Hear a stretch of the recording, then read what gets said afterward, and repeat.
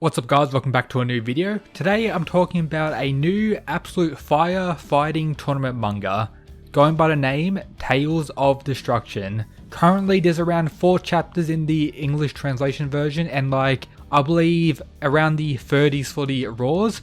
I'm not sure what the official release schedule is for the Raws, whether it's weekly or monthly, but the 4 chapters I've read for the English translation are absolute fire, and I highly recommend everyone checking it out. If you haven't already, make sure to subscribe, leave a like. Now, let's begin. So of course, with the insane popularity of manga like Record of Ragnarok and their tournament setting, many other manga have been created that seem to be inspired.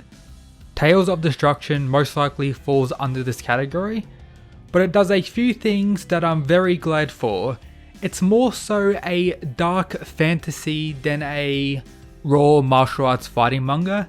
Even though the first fight so far has been absolute greatness, it is a lot more dark than any other tournament manga I've talked about on this channel. Let me explain the basis of the actual tournament and kinda a basis of the story itself. This person on screen here is the creator of the tournament, known as a monster maker.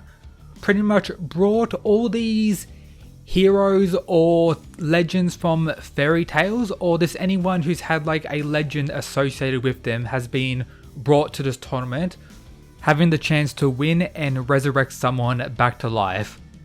And we kind of get a sense of who they want to resurrect in their backstory that's kind of explored while they fight.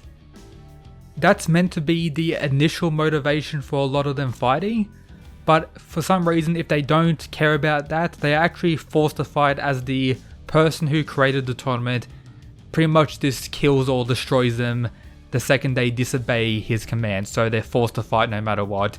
And we see what happens to anyone who tries to disobey this person. He's kind of like the god of the story. Apart from that, we have the referee or the announcer, which of course is extra thick, so that's a huge positive in my book, especially in the month of November. Non-stop nutting November, of course. But the tournament is set up like this. As a whole, there's 32 fighters, with there being 4 blocks of 8 fighters, so block A, B, C and D. And the winner of each of these blocks will enter the top 4 for the climax of the tournament. So far, we've been introduced, at least in the English translated chapters, to the first 8 fighters, and we actually know who's fighting for the first 4 fights, which is pretty cool. And I'll go over these 8 fighters now. So in the first fight, which is currently still going on, we have these two. Dark MOMOTARO vs Buddha Son Goku. A very interesting matchup. Dark MOMOTARO has a very sick design, and Buddha is pretty cool as well, with Buddha being one of the more light-hearted design characters compared to many others we'll show on screen soon. But so far this fight has been pretty hype, and the backstory for both of them and the explanation of their abilities has been fairly interesting as well. Of course, the art throughout the whole manga is pretty dark, and the fights do amp up in overall quality, and some panels are absolutely marvelous.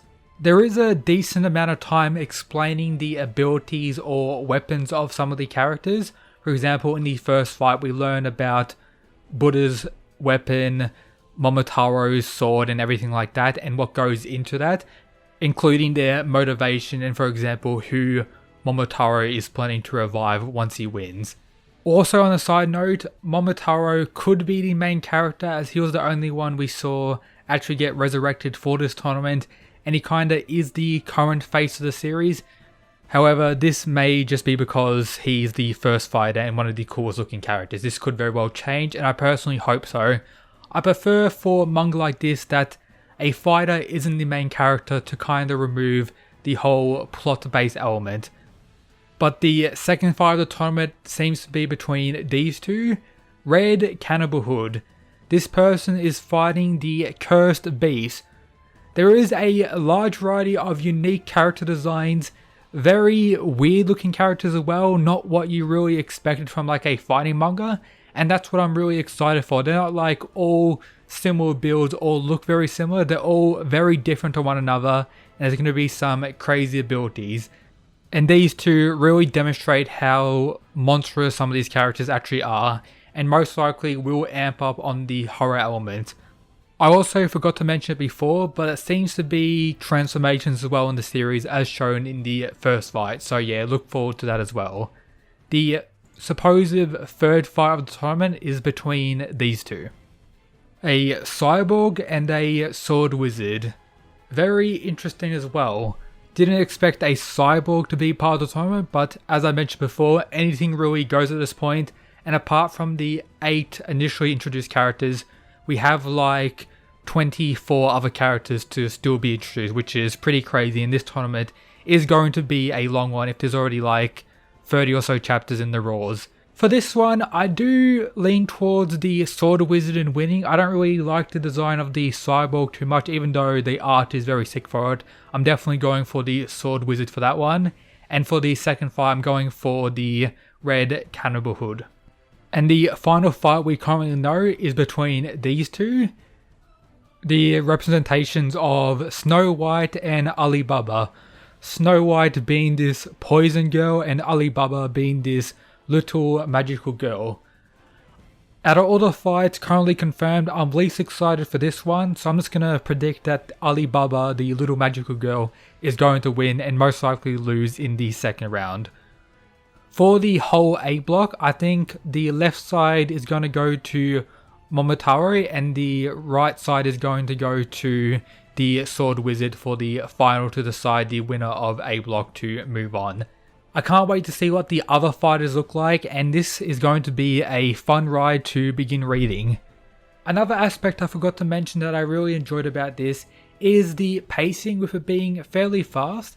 There is a decent portion of the fighting chapters spent to exploring the backstories and kinda a explanation of the weapons or abilities of the characters, but that gets done fairly fast and it does focus a lot on the fighting itself, which I'm very thankful for. I always enjoy those aspects being prioritized.